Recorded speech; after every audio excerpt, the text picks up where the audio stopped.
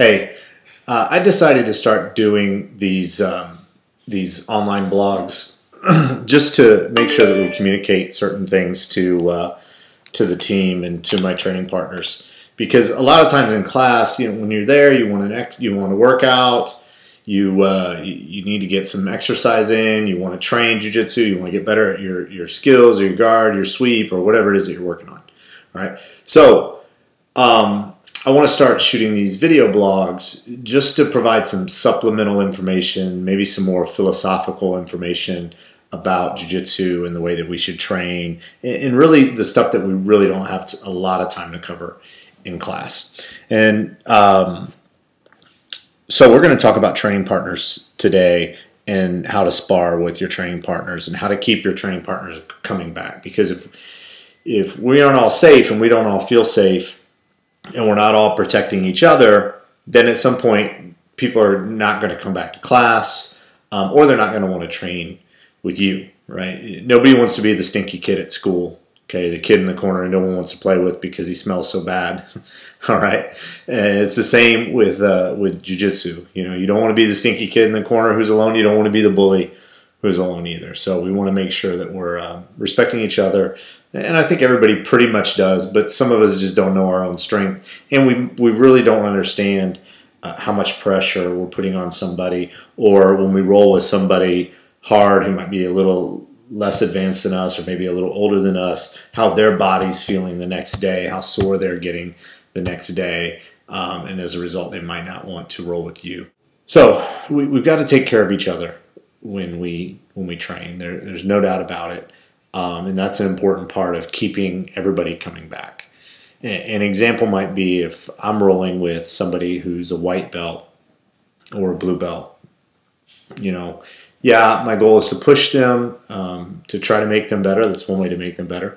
The other way to make them better is for me to loosen up a little bit and play a little light. Because if you're going to train 4 to 6 days a week, you shouldn't be sparring really hard every one of those days. You should take a day where it's a little lighter, and you're asking people to train a little lighter with you. You're going a little lighter with others. You're maybe not fighting every inch for every position. You might let someone pass your guard, or you might let somebody start inside control and work on your defense.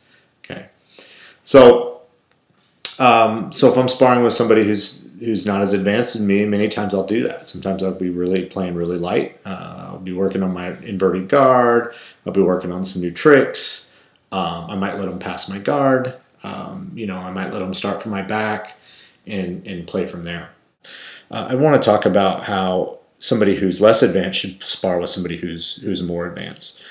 Certainly, as a less advanced person, you're going to make a ton of mistakes. That's part of how you build your jiu-jitsu, right? Every move has a lot of details. Every movement has a lot of different techniques. There's so many different techniques and counters to counters in jiu-jitsu. We can't show everybody everything. So you start to develop your game by going through the different positions and making different mistakes. Okay, so first we teach you a basic technique. You go through, you make a few mistakes, you start to close those holes, you find something else, you correct, etc.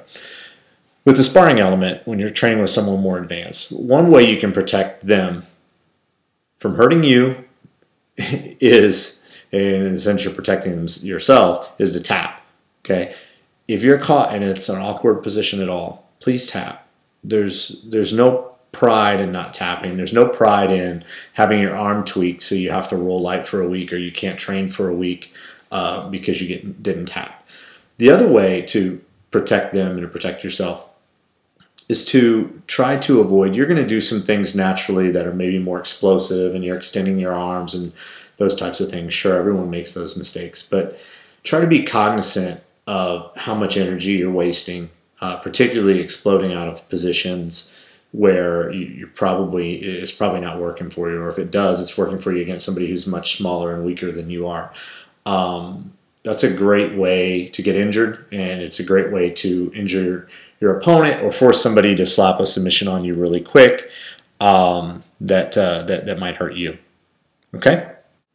The other thing that we need to do is we need to make sure that everybody wins. Right? Everybody feels good when they leave the mat.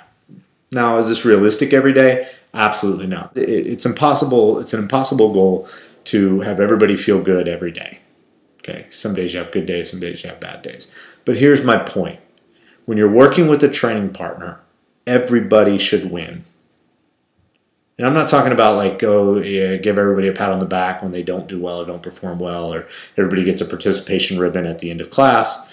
We're not talking about that, okay? What I mean by that is if you're that much better than your opponent, or maybe you're just having a great day and you're just blowing through people and you've caught somebody 2-3 times and it's the first 2 minutes, slow the pace a little bit, open up the game, or maybe let them pass your guard, okay? Work on a submission that's not a high percentage submission for you, something that you don't often catch, but you just want to get better at doing.